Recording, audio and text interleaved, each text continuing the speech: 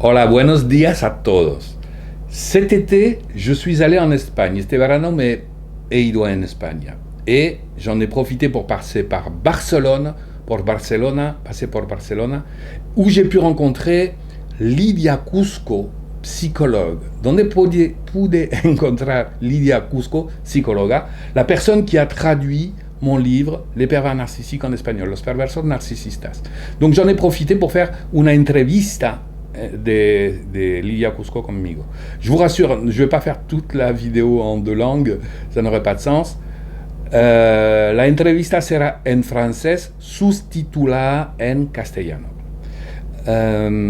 Donc voilà, j'aurais bien aimé qu'on filme en extérieur, mais le problème c'est qu'il faisait tellement chaud qu'on a préféré travailler à l'intérieur. Voilà, je vous laisse découvrir Lidia Cusco. Vous aurez le sentiment que c'est une femme? Non, es un ángel de Dios. Lidia. Bonjour, donc aujourd'hui c'est mon premier jour d'un road trip que je suis venu faire en Espagne et ma première étape c'est Barcelone et bien évidemment à Barcelone je ne pouvais pas venir sans rencontrer Lidia Cusco. Bonjour, bonjour à tout le monde. Lidia Cusco c'est la personne qui a traduit Los perversos narcisistas, les pervers narcissiques en espagnol. Et moi Lidia, ce qui me ferait plaisir c'est que tu racontes à nos auditeurs qui nous regardent sur YouTube et à nos lecteurs évidemment, comment t'es venue l'idée de traduire ce livre Los perversos narcisistas? Ouais, ça part d'une histoire très particulière, très émouvante aussi pour moi. J'ai une grande amie qui à un moment donné a eu un rapport avec quelqu'un, un monsieur qui s'est avéré un pervers narcissique. Alors ils ont eu un rapport qui n'a pas duré plus de 7 semaines. Mais pendant cette période-là, je crois qu'ils ont eu 5 ruptures. Ah oui, 5 ruptures en 7 semaines. Oui. Ouais. Mais à chaque fois, bien sûr, lui, il faisait un drame, tu vois. C'était une grosse victime. Et alors, elle revenait. Et jusqu'à, au bout de 7 semaines, plus terminé. Mais là, elle a vraiment tombé dans une dépression, je pense, parce qu'elle a pris une congé maladie. Elle sortait pas de la maison, tu vois. Elle était toute la journée allongée. Elle voulait plus rien entendre du monde, tu vois. Et alors, à un moment donné, 2 jours avant cette rupture, il l'avait invité à aller voir un concert d'un groupe de musique d'ici de l'Espagne qu'elle aimait beaucoup. Oui. Et après, elle pouvait plus du tout écouter cette musique-là. Et alors, d'accord, elle avait une aversion pour la musique qu'il lui avait fait écouter parce qu'elle avait fait un lien entre la musique et la souffrance. Tout ça s'appelle un ancrage. Voilà, voilà. On peut faire un ancrage. Alors, on peut le faire aussi en positif. On peut faire un ancrage entre une situation difficile et une stimulation autre telle que la musique. Ça peut être aussi toucher une partie du corps, ça peut être un mot, ça peut être... On peut développer quelque chose qui ressemble à une phobie, mais on peut le faire en positif aussi. Voilà. Ça, on y reviendra peut-être dans une autre vidéo. Voilà. Et alors, donc à ce moment-là, même ça pouvait pas la soulager. Alors qu'auparavant, c'était comme ça, parce que tout lui revenait et c'était trop de souffrance, tu vois. Et cette rupture, elle s'est produite au mois de janvier, il y a quelques années. Et vers le mois de mai, un jour, elle me dit, écoute, tu sais, je viens de voir que ce groupe musical, il fait un concert à Toulouse. À Toulouse. Ouais. À Toulouse, c'est l'endroit où tu as fait tes études. Hein. Voilà. Il faut le dire aussi. Ah oui. Lydia a appris la psychologie à Toulouse, en France, avant de venir exercer ici à Barcelone. Oui, il y a de longues années. Alors, quand elle m'a dit ça, moi, tu vois, là, j'ai senti qu'il y avait quelque chose qui allait l'aider à sortir, parce qu'à nouveau, elle pouvait s'intéresser à cette musique qui lui plaisait beaucoup, mais que pendant des mois, c'était presque une phobie. Elle ne pouvait pas en entendre parler. Alors là, je lui dis, on y va. On va à Toulouse. Je lui dis, moi, ça me fera plaisir, toi, de revisiter la ville, tout, de se promener. Alors, c'était un samedi, fin juin, et on est parti donc le matin, et on était à midi à Toulouse. Et alors, dans l'après-midi, je lui dis, je veux te montrer la ville dans laquelle j'ai passé 5 années de ma vie. Alors, en étant au centre-ville, on voit une librairie. Je lui dis, écoute, j'ai bien envie de voir des nouveautés comme ça. Et alors, on me dit, d'accord, on y rentre. Et puis, on rentre dans la librairie. Elle est allée dans un autre rayon, tu vois. Moi, je m'adresse vers psychologie et psychanalyse. Et alors, c'est très curieux parce que, du coup, il y a plein d'étagères, plein de livres, tu vois, sur le mur, sur une grosse table. Et du coup, je sais pas pourquoi, je suis allée directement vers une étagère et j'ai pris un tout petit livre.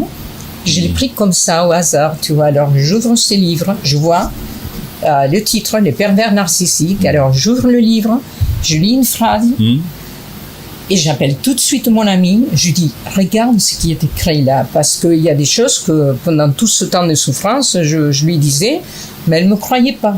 Tu vois. Elle me disait, tu me dis ça parce que tu es mon ami, mais c'est pas possible. Voilà. Alors, quand je lui dis ça, elle fait des gros yeux. Elle me dit, mais c'est comme ce que tu me dis. Je dis, oui, mais attends, je commence à regarder d'autres pages, je lis d'autres phrases, tout avait beaucoup de sens. Alors je lui dis, écoute, ces livres, c'est vraiment un bijou. Il y a quelqu'un qui a vraiment mis en parole des choses qui ont beaucoup de valeur, surtout pour des gens qui souffrent comme toi. Alors tu sais, je lui dis, on va acheter le livre, on va le ramener à Barcelone, et une fois là-bas, on va chercher, on va voir s'il est déjà traduit à l'espagnol.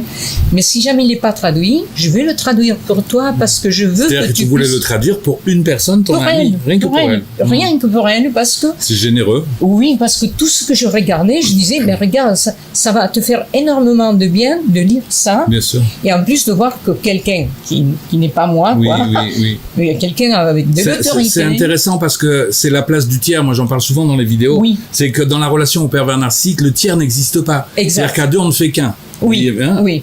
Alors que nommer un tiers, et le tiers, ça peut être un livre. Oui. Et c'est l'auteur psychanalyste français qui vit là-bas dans un autre pays. C'était ça. Lui, il sait que c'est vrai. Vraiment, tu nous as sauvés, tu vois, parce que tu l'as sauvé surtout elle, mais dans le sens où tout ce que je pouvais lui dire, ben, ça tombait dans le vide, tu vois ça, parce qu'on avait évidemment un rapport d'amitié, donc, et alors là, et du coup, elle me dit, écoute, même si je comprends pas le français, on va pas acheter un exemplaire, on va en acheter deux parce que moi je veux le garder aussi. Tu vois. C'est un gris-gris à ce moment. Ouais, tout à fait. Un objet magique qu'on pose dans la maison pour éloigner les mauvaises énergies. Oui.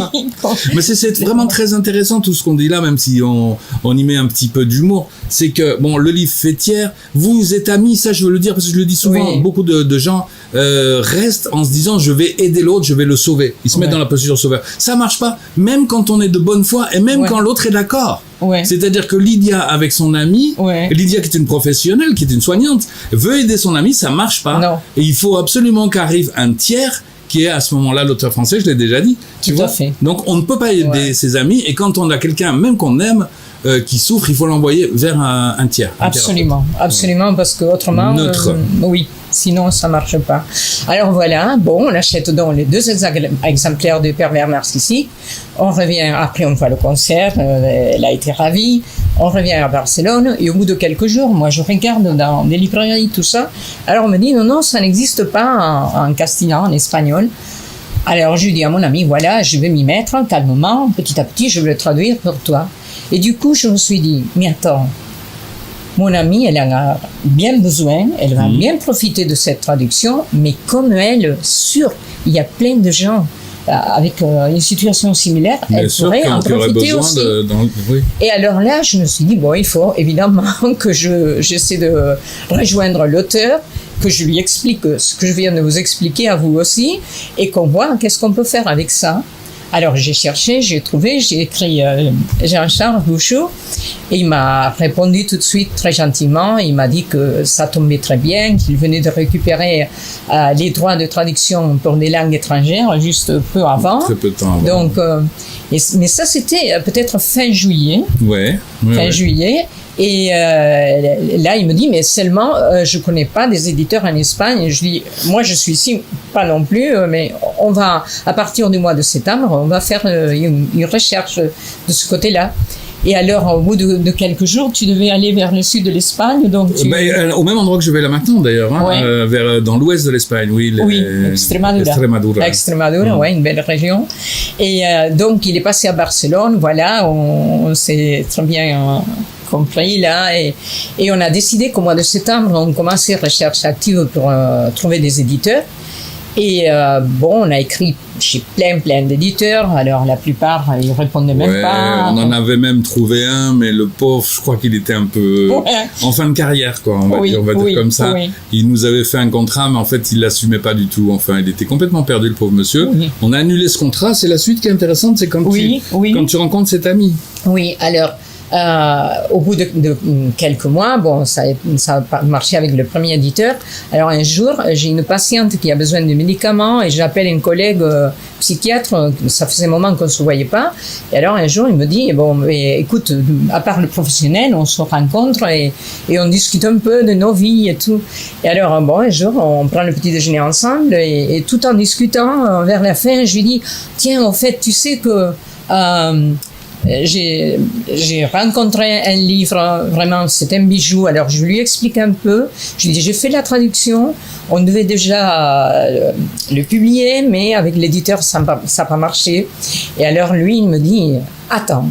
Et alors, il sort son téléphone, tu vois, il appelle quelqu'un et il lui raconte ce que je viens de lui dire par rapport au livre. Je me disais, mais à qui il raconte tout ça?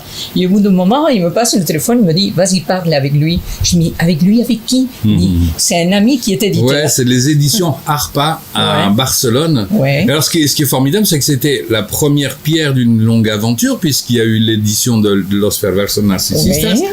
Mais après, il y a eu l'édition d'un livre qui, en français, s'appelle Transformer souffrance et colère en énergie d'éveil, qui ici en Espagne s'appelle Por los caminos de Buda y Freud. Oui, exact. Le titre est quand même très différent, même si le contenu est le même. Et très récemment, La violencia invisible, qui s'appelle Les violences invisibles en français. Ouais, donc voilà, c'est ça. Alors c'est intéressant parce qu'on est lu donc, dans tous les pays francophones, en France, en Belgique, en Suisse, au Canada, mais dans tous les pays hispanophones. J'ai beaucoup de contacts. D'ailleurs, là, je dois rendre un article pour un journal en Argentine. Oh, chouette. Un journal argentin qui me demande de leur faire un article.